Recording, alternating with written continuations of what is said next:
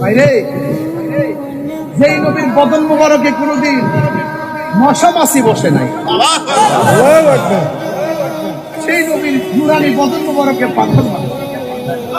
হায় হায়, আরে যেই নবীর রাস্তা দিয়ে গেলে পাথরগুলো তোলার মতো নরম হয়ে গেছে,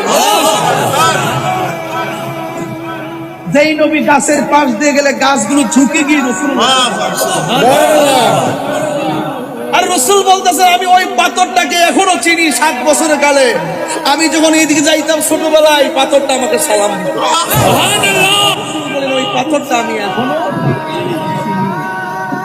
আরে রসুল্লাহকে শুধু নয়, রসুল্লাহ গুলাম যদি বলতো আমি নবীর কাছে যাব, সামনে ভাত করছে,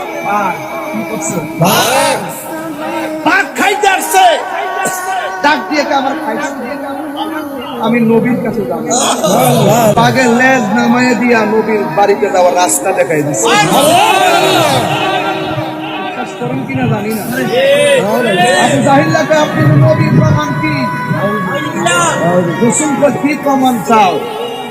পারলে আকাশের 4টা 2 ভাগ করো। আঙ্গুল মুবারক দিয়ে ইশারা করছে, 4টা 2 ভাগ। সুবহানাল্লাহ।